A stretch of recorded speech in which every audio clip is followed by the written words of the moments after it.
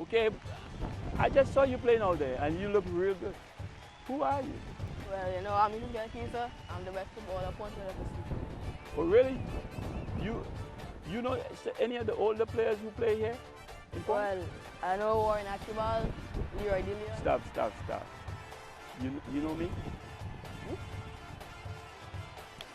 Boy, I was the best striker, the best forward that this country ever seen. Oh, Wilfred K. Boy, I'm Steve David, boy.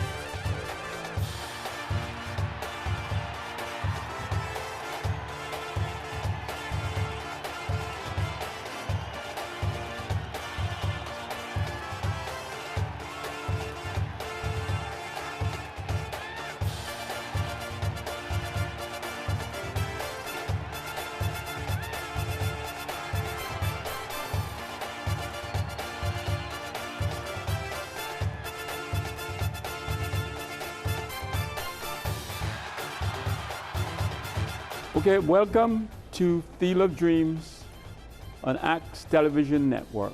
And I got to tell you, viewers, we got a brand new studio, and I know you'd love to see it. Tim? One day, we'd invite the viewers in so we can have a live show, and you guys can see this lovely new studio that we're in. My name is Steve David, and I'm your host. And today we're going to talk about rivalry in football. And I've got a panel of some of the experts yesteryears who is going to help me talk about rivalry in football. Let me take time to introduce some of them. I've got Selby Brown. And Selby, you played for umpteen teams, right? Yeah. QRC, Malvern, and the East Zone. Okay, And all through the community leagues. So this is Selby, and I've got to my right, I've got Celeris Figaro, and Celeris, you played for Malvern, I know. Malvern, Tesca. team from the Nelson Street area, you know. North, yeah, South. North, Yeah. South. And I Okay. went abroad in 1970, Right. played for the Washington Darts, then I left and went to Miami Toros. All right.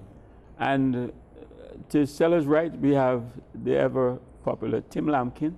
And Tim, I know you're a Malvern guy and also an Army. Yes, I played for Malvern, Yeah. the regiment, Trinidad, North, Right? and I also, well, Selby's neglected to mention that he also is a coach. Right. I coached the Army team, I coached Tranquility, I took a group of young men from Laventille who society claimed that they were more or less not footballers, but plan players, Laventille youths, and we came into Port of Spain and won the North Zone, Okay, so you among were other things. also a coach. Oh, as well. yes. Okay, so rivalry, we're going to talk about rivalry with player rivalry, team rivalry, community rivalry, North-South rivalry, everything. All right, guys? Let's make this a barbershop discussion. So we'll talk about all the things that we go through and on the field, off the field, in the locker rooms, in the clubhouse, whatever. All right? So let's start with player rivalry. For any one of you guys in the panel, or the entire panel, who do you think, as a player, is your biggest rival, and who brought out the best in you? Well, in my playing career, I started playing first division with Malvern. I 67. I started as a striker. 1968, I went as a midfielder. You know what? That role, playing that role, I think was really strenuous on me. I didn't have to understand the game that much, right? At that time too, it didn't have no subs. right? Substitute come between 70 and in the 70s. Pass. Yeah, in the 70s. All right, and my first game in 1968 was against Coles, right? One of my centre back cried an injury, right? And they say, Sellers, go back there, Please. right? And that, I think that was history, right? That's where you end up. Right Stopper. there as a centre And back. who was the forward who came at you? Right? I talk about Leroy DeLeon. That's the guy that I did pray of. Leroy DeLeon. I think the rest was just, I think I know them. Right? What I used to do too is if I play in the Army next week and I'm playing and the Army is playing today, I go and I see Army play. And the people who I am going to be coming up against. So I have a pretty idea of what they like and what they don't like. So it don't count when I wear you down when I played for Caroni? Steve That didn't don't take you count? on? remember Yes, that? I had Steve already. When Steve come dribbling, Listen, I had Steve already with Caroni, Yes. right? I was a little boy then. I ain't Don't talking. forget to say Little that. boys, they don't send little boy to do big man job. All right, okay. Right, I was 18 years old. Right. I met Steve against Malvern, I think in Arima. Yeah. In Arima, I think that was our board meeting. I came on as a sub two, right? Steve was doing what he wants, right? He made on the second half. Caroni was leading with 2-0, right? We went back there in the back and from the time I come in, I said, boy, you ain't got my boy. Steve, you the man, boy. And I didn't know where going. I think I had Steve as my son then. He did. I had him controlling him, right? About 3 or 4 years after, when I left, I went to America.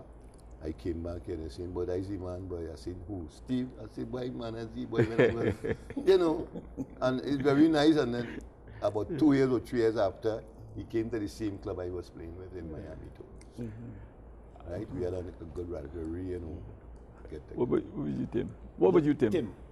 I would like to reflect on my initial entry into first class football, which was with Malvern in 1962, which was a significant year, the year of our independence, and how it felt playing for Malvern, which was known as the Glamour Boys, with personalities like Carlton Franco, Kelvin Birassa, Clive Niles, Ken Hodge, Clive Burnett, Arthur Brown, myself, and fortunately, I played after coming from the intermediate division.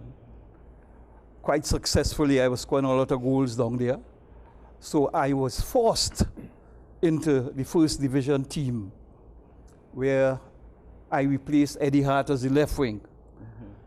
And on I remember very, very importantly, my first game, which was against Providence, an FA Trophy semi-final.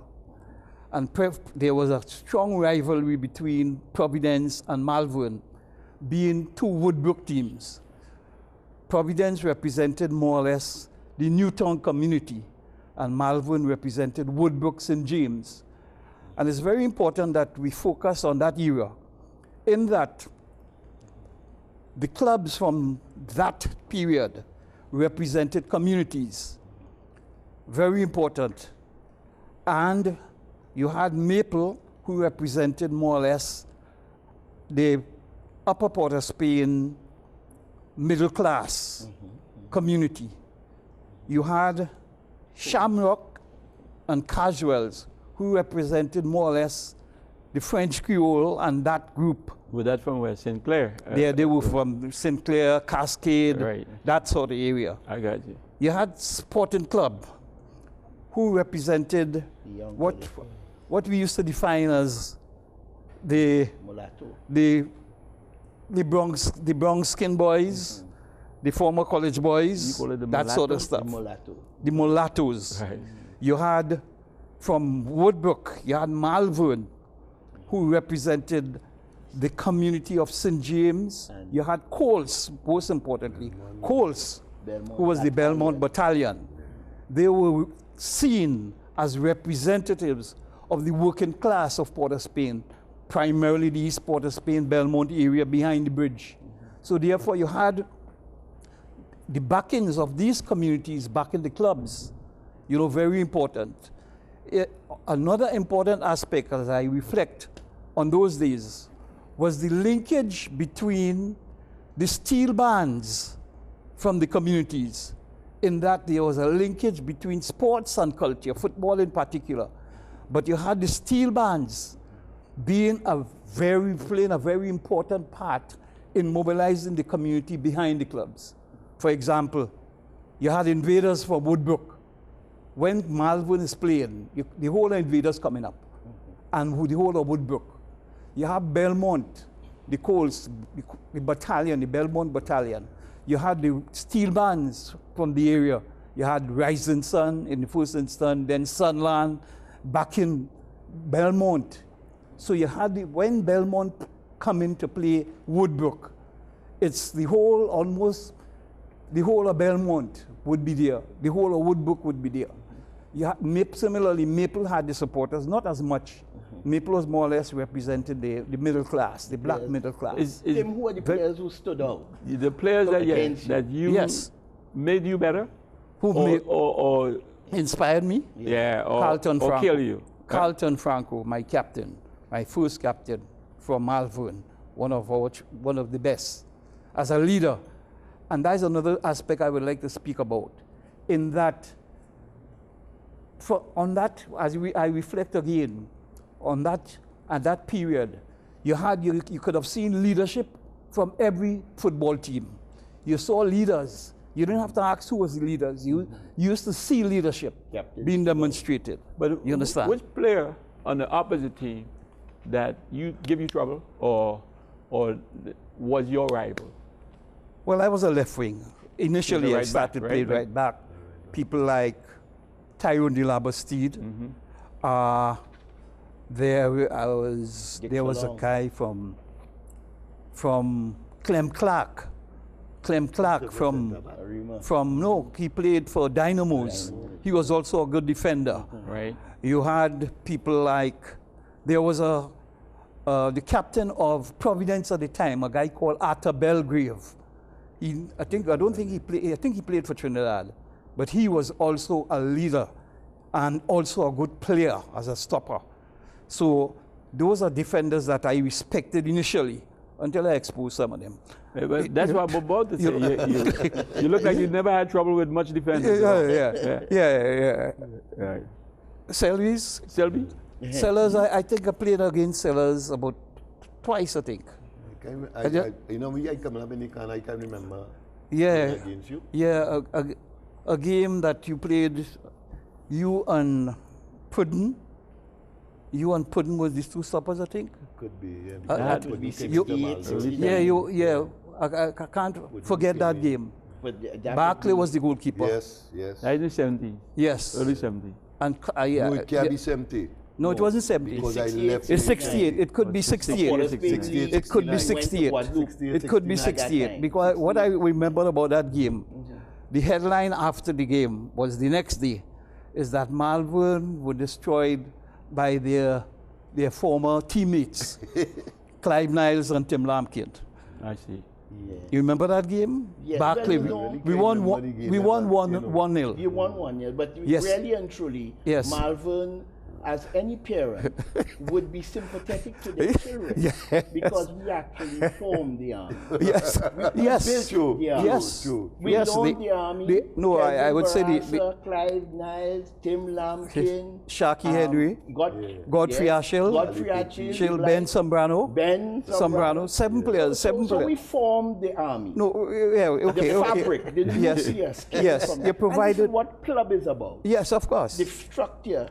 You were made a strong man. Your ideology, your belief your preparedness to stand for what is right, no matter who is coming against you, and all that built the fabric as a player to take you into the army. That's the politics coming out here. I just thought I should mention it. I would take that with a pinch, not with a pinch of salt. I'll accept. Seriousness. Yes, of course, of in course. all seriousness, we got our foundation. That is exactly what. Yes. Strong clubs. The club structure represented. Long ago, you couldn't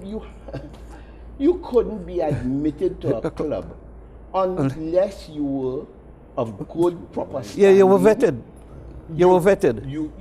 There was a whole inquiry. Yeah, but you were scrutinized too. Yes, of course. You know, of course. Where you come from, who's here, you know. And that is the fabric. Yes. I mean, Malvern was formed in 1942. Yes, in the colonial days. Colonial days. Yes. Malvern, the club, defeated Jamaica. Malvern, the club, defeated Guyana. And we are talking the 40s, 47 and the like. Tell me about players from that era. From that era, you had Squeaky Hines, Putty Lewis, Phil Duglin, Picky Waldron, Paul Carr, Lyle Lynch. Lyle Lynch. Those are the players. Yes. The 50s, Malvern and Squeaky Hines was a college player. Yeah. Okay, so in those players, they must have rivalry with other players. Yes. Who were those other players who that they clash with? Olds at the time had Shea Seymour, Dudley Husbands, Horace Lovelace, Pepper Wine, Horace Lovelace, Merritt, the goalkeeper. Maple had Alan Joseph, Sedley's elder brother. Sedley coming after. Hugh Seeley. Hugh Seeley in goal. Matthew Nunes, both of them in 53. Conrad Braffett. That team, Conrad Braffett from Maple. You know, and that was the serious rivalry. I'm talking football there, where our clubs could beat national teams in the Caribbean. Football where our players were world beaters. And you carry all that into the 50s, into the 60s, and into the 70s. And I must come back always to the fact that in 1974, Trinidad football was #1 in the CONCACAF. And I say that you keep saying again, it was. And the reason is, we had in that tournament the most valuable player in the CONCACAF tournament, Everett Cummings. The highest goal scorer in the tournament, Steve David, Sweet Boots. And the best goalkeeper in the tournament, Lincoln Phillips, Kelvin Barkley. And that's the best goalkeeper, the highest goal scorer, and the most valuable player in the entire CONCACAF. I speak about standards. Let me add one more thing to that for that's you. What it's about. Let me add one more that you don't have. 5 players. Yes. They pick an all CONCACAF team. Yes. Like an all-star team. We had 5 players. 5 players in the all-star team. Yes. 5 players. 5 Trinidadians in the CONCACAF all-star team. That was Kello, yourself, you, Gali, Archie, and me. Yeah. I never knew that. Yeah. Yes. 5 of us. Yes. Tell me, other than me, who you be scared of when you're coming up against me? You know, I know you had sleepless nights when you're coming up against me. I tell you, Dillian was my. That was yeah. I think it had like the train. Kenny like get through the hole, you know, yes, and men like Warren Archibald. Well, I never mark them close up. Right. I always give them a 5 yards, and when the ball is meeting them, then I am meeting them with this when that ball is meeting them. Because of their speed. The speed. Yes. I was no fast player. What I was a good reader of the game. We ain't talking about in the year. Look at the camera. Yeah, and talking to my players in the back, and you know, It had players like Willie Rodriguez. Nobody never mentioned in the whole Willie Rodriguez. Yes, From Maple. Yes. They always talking about from Shamrock. Shamrock. Who? Willie Rodriguez. Not Willie Rodriguez. Dick Rodriguez. Dick Rodriguez. Maple, Yes. Maple. He was underestimated. Willie stopping Yes. and Dick Rodriguez playing in front of Yes. Dick. Yeah. Nice guy. Nice player. Good player. Yeah, I used to go and watch these guys play in front of the grandstand. The players. And I used to run away too. Because my mother used to sell fries in front of the gateway. I dare not pass through that gate to go to the savannah. Yeah, jump with the I had to river. go down the river and go walk straight up to Sentence and then cut across to go to these football games. You know, when I reach home is licks. I go on the next day more licks. Another important period in our history, football history that is, was the transformation of, in 1963, when we migrated, that's the word of you said, Selby, from Malvern to the regiment.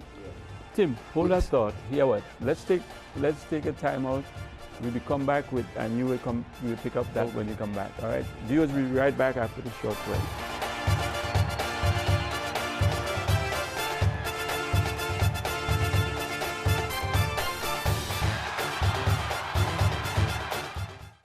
Worldwide Safety Consultants Limited offers solutions to your immediate and future potential problem areas by providing you with a qualified team of safety consultants. Worldwide Safety Consultants Limited, building a reputation on quality and value since 1999. Located 23 Todd Street, San Fernando, Trinidad. Phone 868-657-1534 or 868-788-6955. worldwidesafety@yahoo.com.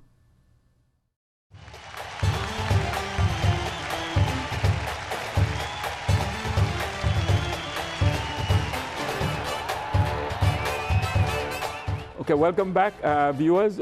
Before the break, Tim was making a point on the migration, was it? Yes. Okay, so I would give you a chance to continue that. Yeah, that was a very important period. Yeah. When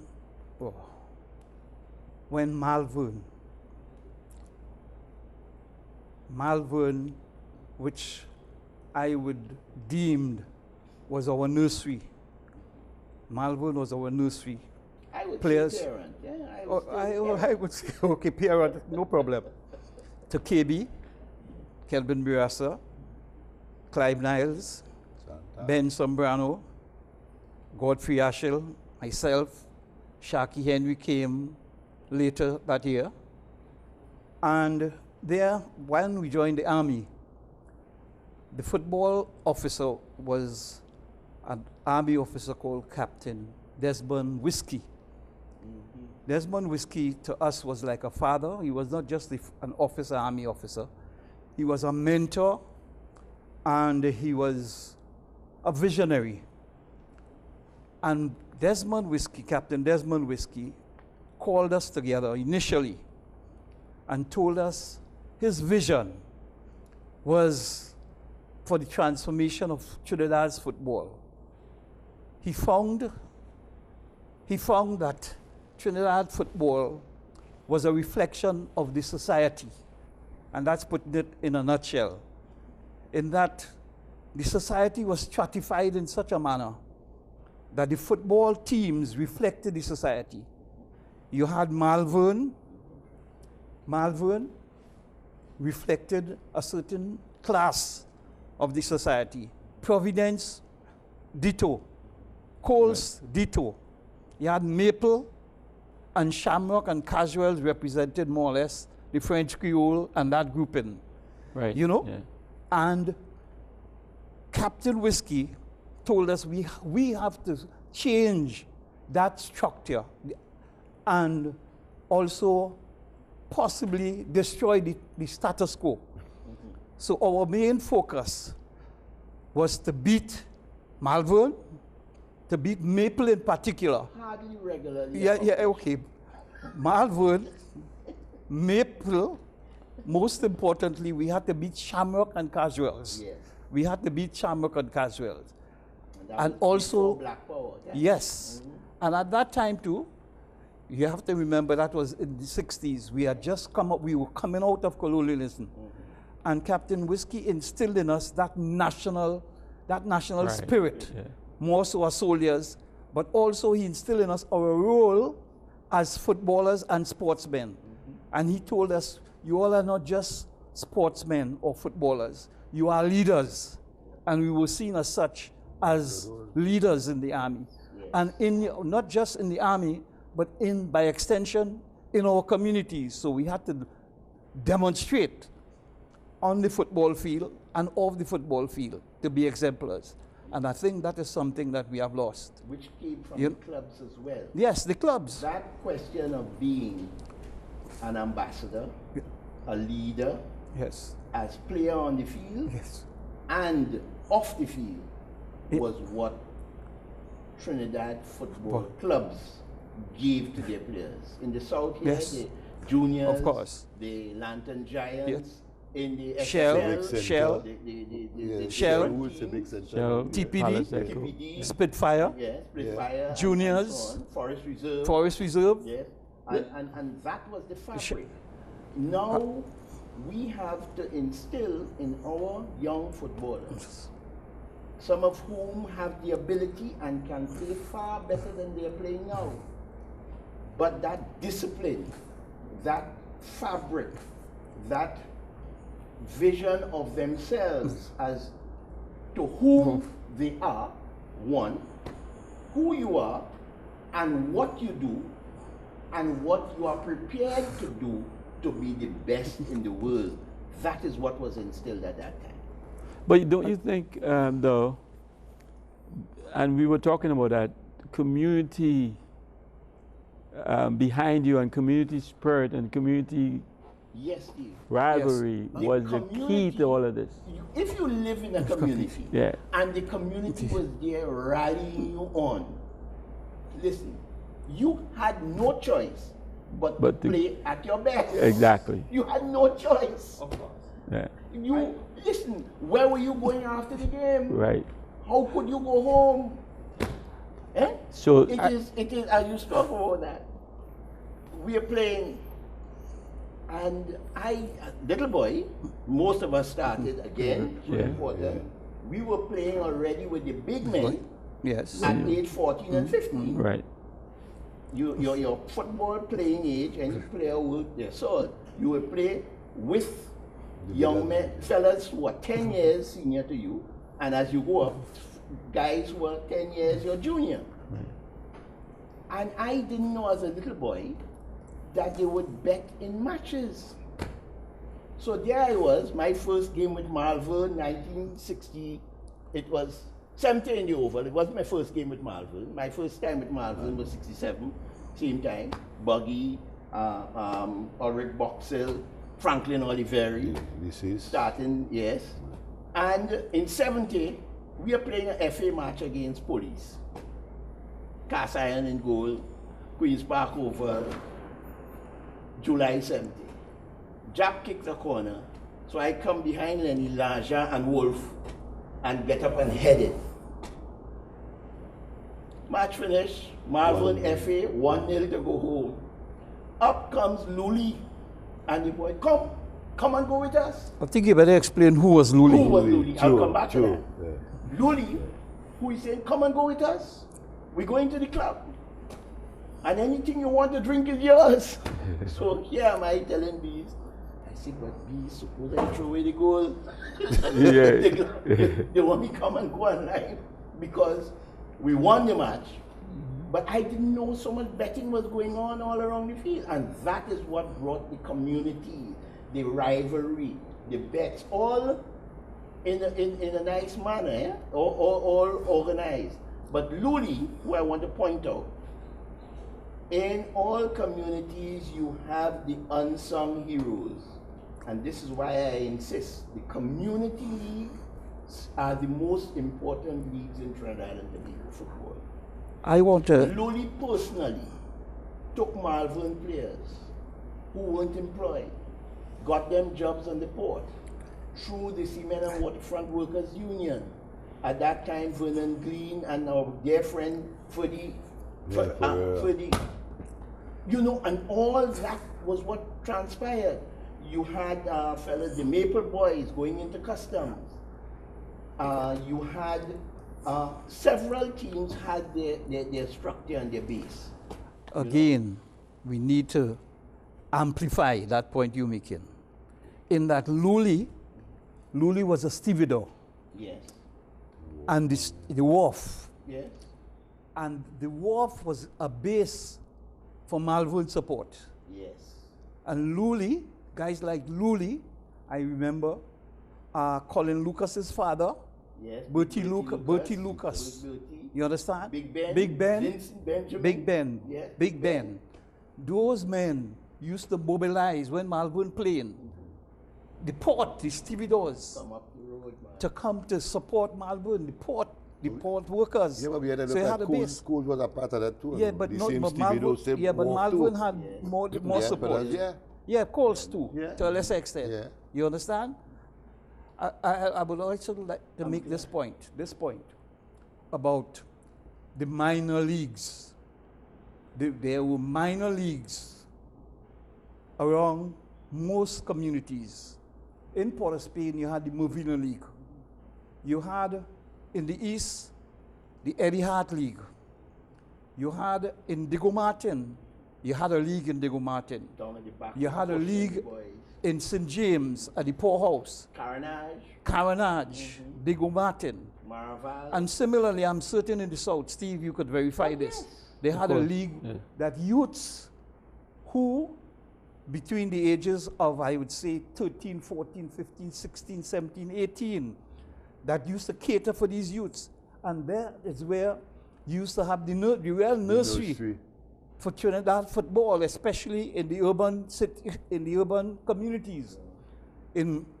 I remember playing in Movina League. We had a team called Oxford. I played for Oxford. And Oxford was from the Basilon Street, Oxford Street, Observatory Street, Belgrade Street area. And again, I'm making the linkage between the steel band and the club. Whensoever Oxford playing, the whole of Renegades would be there. The whole of Cinco would be there. The whole of Casablanca would be there. The steel bands back in Oxford. I remember a game in I think it's before I joined Malvern, 61. Oxford met Plan Rangers, who was from Nelson Street. Plan Rangers from Nelson Street with Barrington and these guys. Clem Newton, you understand? McCollin, you know, there was this rivalry. Plan Rangers, Oxford. And at that time, you know, they had this steel band rivalry. The Applejackers, who was the band, the Barjons from, the so-called Barjon from Nelson Street area, back in Plan Rangers. And Renegades, led by the famous Gold Teeth. You understand? Stephen Nicholson, I think that was his name. Bringing up, they were in riots. And we had to meet a Sunday afternoon on Maple Ground, Oxford Plan Rangers. I think it was the final. Yes. And the referee for that game was a policeman, the baddest policeman in town. Randy Barb was the referee. And that is where... Before the game, on Maple Ground, you had lining up on the northern side, Renegades with them fell everybody in the lumberjack. And you know what is situated under the lumberjack. And Plan Rangers had on the other side, on the southern side, fellas like Teddy Mice and these guys from Applejackers. Randy Barr, before the game, summoned both teams together. And he said to us, I am the referee here this afternoon. Nobody questioned my decisions. After that, Randy went and spoke to Gold Teeth, and he spoke to Teddy Mice and the other guys. And he said, any bad behavior here this evening, or they would deal with me. We won the game. Oxford won the game 1-0. After that, everybody moved out the savannah. All of them Bajons, so-called Bajons, moved out the savannah calmly. Let me shift you guys. Very important. Listen to you guys today. I'm hearing a lot about all the different teams. But what team you think, two teams that was the biggest rivalry in Port of Spain League, and then we'll talk about Southern League and thing. What do you think is the biggest rival in Port of Spain League? The biggest rivalry in Port of Spain League, in my view, was Malvern versus Maple. Malvern Maple? Malvern Maple. And somehow I find I think Army has something to do with it. Well, the Army came in after. No. That's prior to the advent of the Army. The Army came into being in 63. 63. Yeah. The first year. Right. After that, and I want to speak about that revolution that took place when the Army came into first division football. We were weakening. Malvern was weakening. No, we're not trying to downplay the role that Malvern played in the development of Trinidad football. We're trying to be rational here and objective. Who was the biggest rival? Our biggest rival? The Army. From the Army? Yeah. I would say Malvern. Malvern? Malvern. We considered Malvern. So Malvern and Maple to a lesser extent. So Malvern is one of the center of things. It's either Malvern Maple or Malvern Army. And you know, and then subsequently. It's so nice that you bring this point. It's ironic. Yes. Do you know, and I keep telling them, the administrators in the community leagues are far better than what passes for administration at the national level. And I say that because today, as we sit here talking about Malvern coming through the years, we have a situation in the Northern Football Association, an incomplete season, but the executive of the Northern Football Association chooses to move forward with teams that they have selected to participate in 2 divisions of a new structure of the league starting last year. Malvern wrote to them, and you hear the history and who Malvern is, in December saying we would like to go to arbitration with this. We appoint an arbitrator, our Mr. Selby Brown, on our behalf. You arbitrator as well? No. You do everything, sir. Yes. Yeah, all right. They can't talk to me about football. Okay. They don't know the football. Okay. And I'm not saying that as a boss. They do not know The history. So So Malvern, the president, Elton Prescott, appoints Selby Brown, Malvern's administrator, writes to them in December. 3 months, 4 months pass, I send a letter to follow up to them. You know, we have not even been dignified with a response for what passes for our administration in the northern zone. Stop slapping the chair. And it's absurd. it gets me annoyed when you have people who clearly do not know what is the importance of keeping your institutions, your clubs, your structures in place. Let me go and back. if all that falls down, you have nothing. Let me take it back. I remember Carney. Let me take it back to rivalry. Yes. We dripping off of this rivalry. Yes. Bring it back in, guys. I remember Rivalry. Carney. Malvern Carney with rivalry. We played. That is when me and Sellers meet up. Yes. Malvern, yes.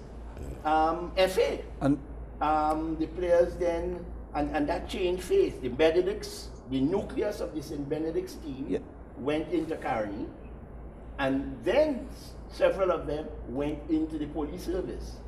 Yes? I would like us to go back to we need to take a break. The rivalry. When we come back, we will go into the rivalry. The rivalry, and we'll talk. I want you guys to tell me what you think was the biggest club rivalry, college team rivalry, community rivalry, north, south, whatever. All right? Yeah. Okay, we'll be right back after the short break.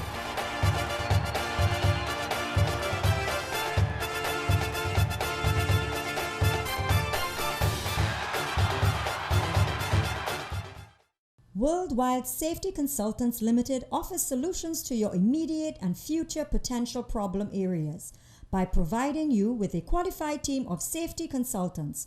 Worldwide Safety Consultants Limited, building a reputation on quality and value since 1999. Located 23 Todd Street, San Fernando, Trinidad. Phone 868-657-1534 or 868-788-6955. worldwidesafety@yahoo.com.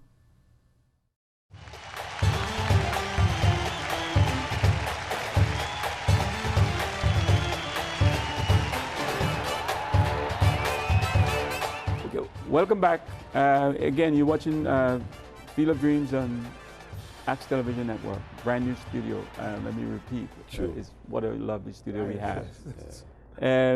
Tim, Rivalry. we're coming back with your rivalry. But what I want you guys to tell me, let's try to break down what was the biggest rivalry in Sportsman League, maybe SFL, SFA, Colleges League. Yes. And then we can even talk about North-South and all that, right? So I come back right into you. But let me go into that, because when I watch the rivalry in the North, it was really 4 teams. 4 teams? 4 teams. What's your, was it? Coles, Malvern, Maple, and the Army. Those was the real rivalries. Okay. Paragon? Then Paragon too, is one of the next teams. Because Galiki was with Paragon, right? Paragon, And they came in. Then you had to look at Shamrock. Shamrock was one of the top Tim, teams. what do you think? I missed making the point about the rivalry between police, which Steve was a part of, And Army. and Army. Yes. That was serious rivalry. That was a big rivalry. That was serious rivalry. And I think it brought out the best in us, both units, in terms of the competition, the pride in both units, because when police played Army, police was there, the support, and Army similarly. Yes. And also... But what you think make that a rivalry?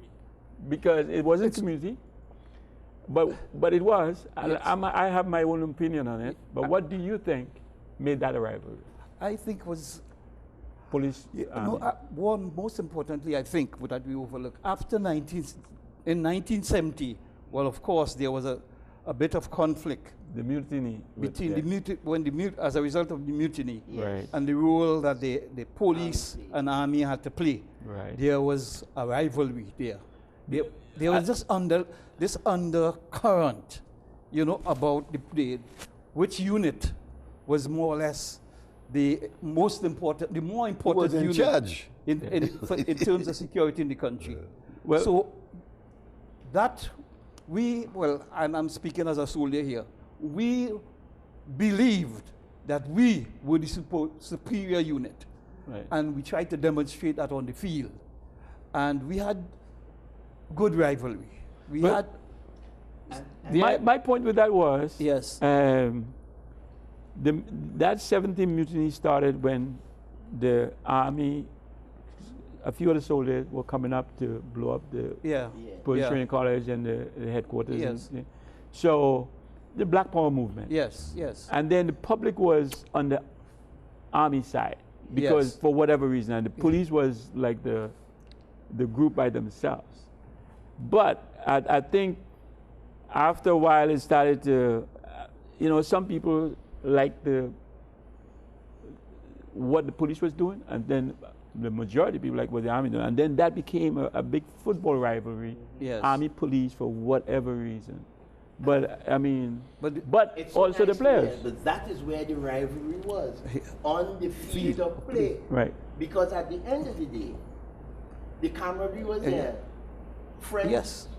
For decades after. And but Steve, although the rivalry, I mean, when they directly destroy one another in the field, after the game, we come back as a family. Yes. Yeah, there was love. We go and we sit down and we talk about it. We talk about the game. Yes. Yeah. 11 o'clock at night. So that's what the public don't know. Yes. After we want to kill each other. I didn't want to use the word and they tell you. Yes. I didn't want to use that word. You understand? Yeah. Steve, I would also suggest that we focus on the contribution of St. Benedict's College in particular, and the role that Dom Basil Matthews played in Trinidad's transformation of football, both as a community organizer. I will define him as a community organizer, as educator, and a visionary. I think is a role that has been downplayed in this society. The role that St. Benedict's College played under the guidance of Dom Basil Matthews. We need to focus on that. But let's take it under the question of Steve was... The college rivalry really was in the north, St. Benedict's. No, in the north, QRC, St. Mary's. Yeah. That was the rivalry. I think we better explain that too. Fatima came with Gali and with the... Right. Yeah, but you better explain. Then in the south, it was Naparima presentation until St. Benedict's came in with that Dom Basil troop. Now, what Dom Basil Matthews did was exactly what was done in the 60s by Hamilton Holder, another school principal. Progressive College, who brought footballers with ability and cricketers into his school, Progressive, and from the school, all that nucleus into Malvern Sports Club. Yes. So you had Carlton Franco, Ken Henry, and a host of the others. Godfrey That's Ashley, one. Tony Ennis. Yes. Dom Basil Kelvin did Birassa. the same thing down at St. Benedict's. There was Doyle Griffith, former national player, in Point Forte, in Mahaika, coaching the youth in the football. Dom Basil saw these young men with tremendous ability and brought them into his college, St. Benedict's. He brought a coach, Chacha Wuta, August Wuta.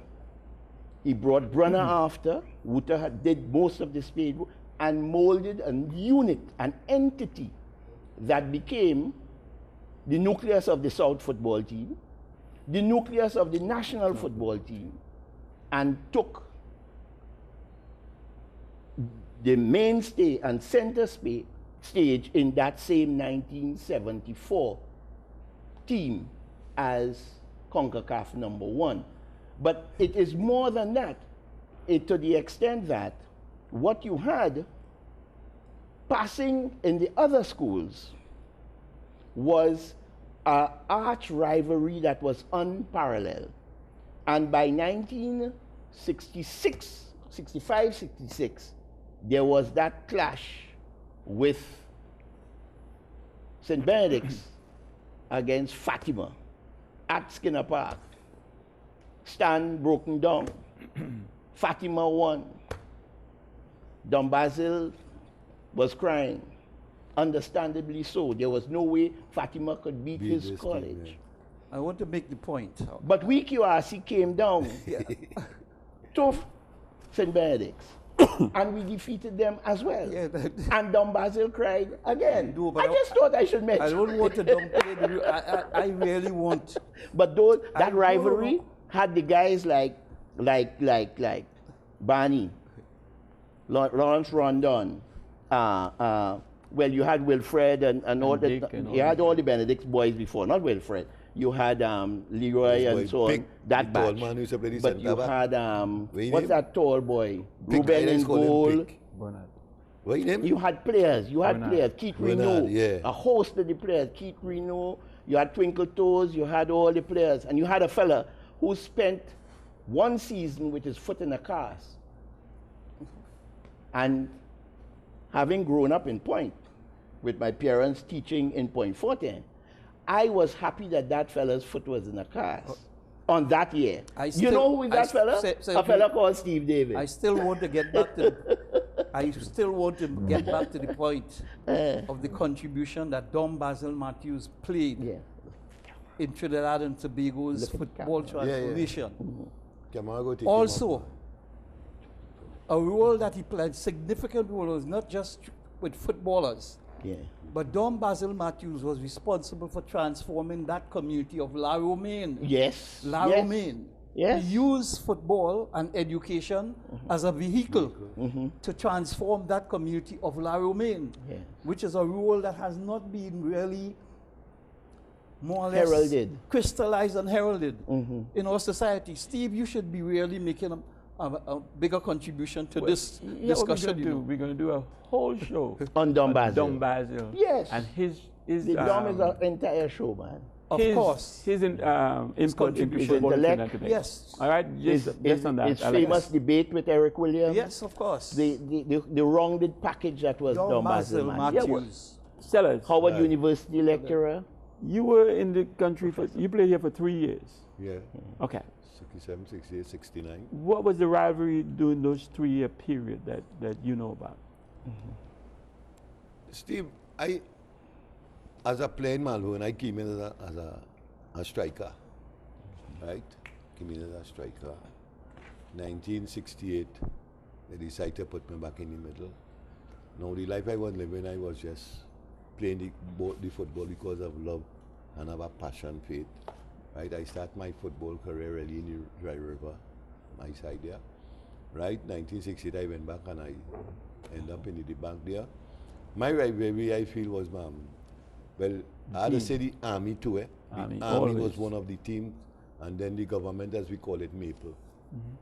Right, but my team that I loved was always Coles. Coles? Yes, Coles was my team. I would win in class, right? Yeah, I always with Coles. Jerry Brown. Right, Jerry, when Malvern beat Coles, Luton Town team as well. I used to cry, but due to my brother, with his support, because my parents was very poor, because of my brother here, say, boy, you're gonna tell him Malvern, boy. And it's because of this guy in America now. What's that? Malcolm Mason. Yes. Right, I was living in Charlotte Street. He was the at captain time. of Malvern. Right? Yes. He came in there to drink water. I now go into the shower, outside the bathroom. And where you come and join a good team, boy? Who's that team, boy? Malvern, boy, is the biggest troops I ever gave him, man. You tell him one Malvern, boy, like Coles, boy.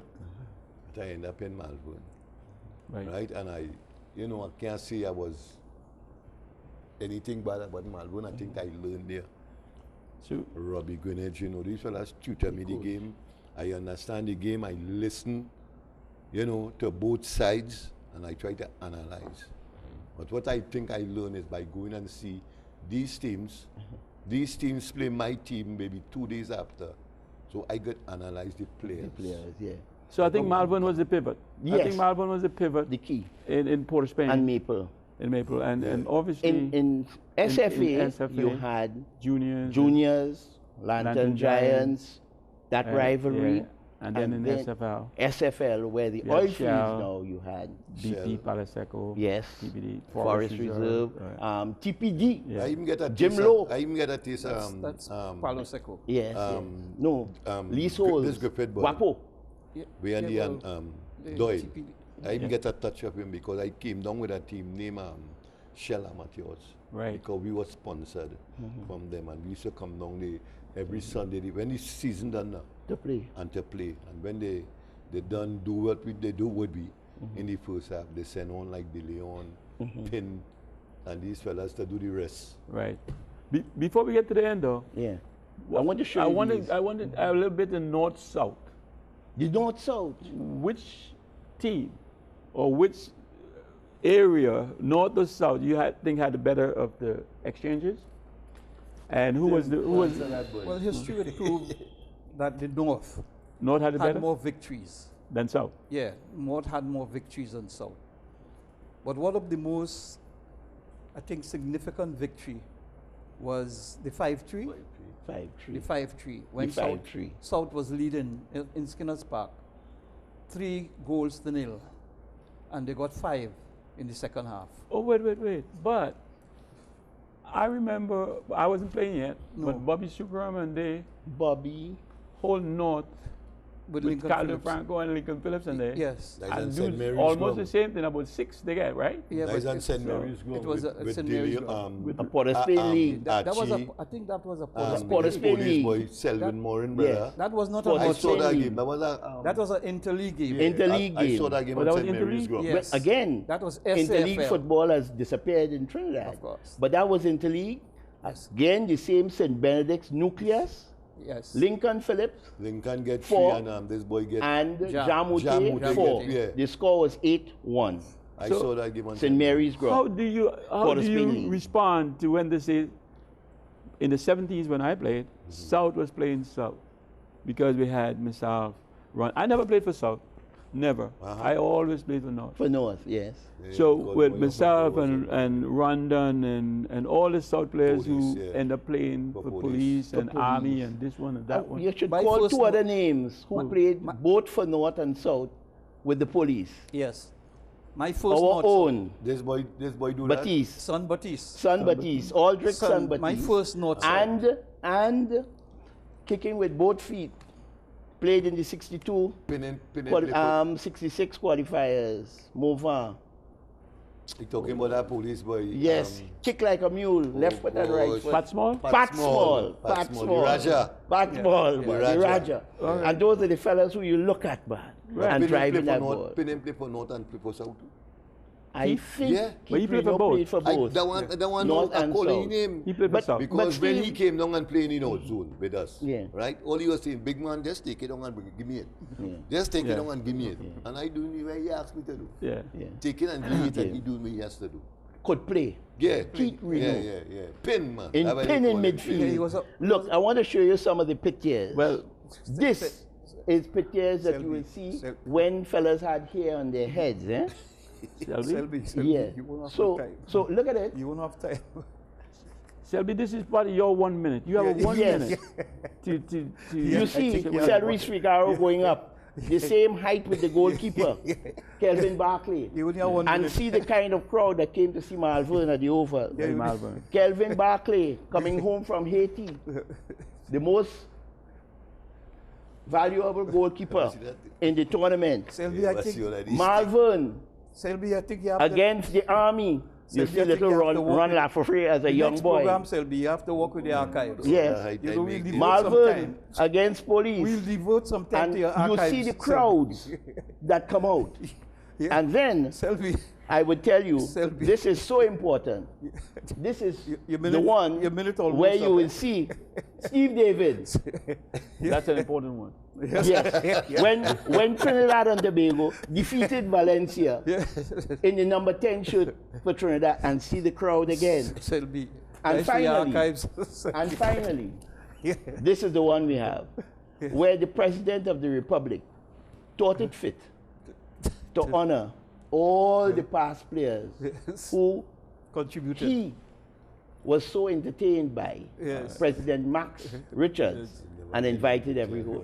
Thank you, These sir. are all the Marvel All right, players. Tim. Selby, a minute. Yeah. See that one, Selby? Tim, Yes. you got I 1 get the minute Chinese to one. express any views that you have. I am of the firm belief, Yes.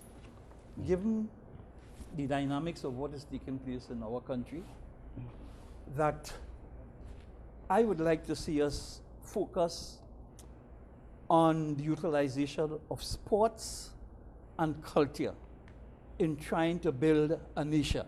Because as far as I'm concerned, we are not a nation as yet. We are, I will define us as a society, but not a nation. And I do believe, honestly believe, that only sports and culture could bring us together as a nation. And I would like us, especially those of us who have passed and contributed, to be utilized much more Right. in the development of this country. Because we- the real leaders, mostly in almost every society, the real leaders are the sportsmen, the sports and cultural people. And we have a problem with leadership. Sellers? Steve, I was honored by our people down in the north there, the City Council. City, on the 27th last month there. You know, and it's very nice to to see that I could get back something from this country, because I've been given. And I think that is what Tim just said here. We got to go to the primary school for the development of any sporting discipline that we have in this country. So I've been saying that for quite some time. Right. So you're saying thank you to them as well. Yes, I thank Richmond Street boys. Yeah, the school to Richmond Street. All right, we're coming to a close. Yeah. I need to thank a couple people for sending us an email and supporting us. That's Fabian Ross, Mark Anthony Scott, Leon Graves, Malik Charles, and Gil Dorset. We have come to the end of another edition of Field of Dreams. I want to thank my panel. First of all, you guys was excellent. I appreciate you guys so much. I don't know what I can do without you. Yes, yes. I want to thank Axe Television Network for giving us the opportunity. Again, thank you for the brand new studio. Now we can spread out a little more, and maybe later shows we can do a little demonstration for the people, for our viewers. I want to thank our viewers for letting us into your homes and making this happen, so we can bring the show to you. We hope you guys enjoy it, and keep tuning in. It's every Monday night at 8 a.m. on Axe Television Network. 8 p.m. sorry, on Axe Television Network.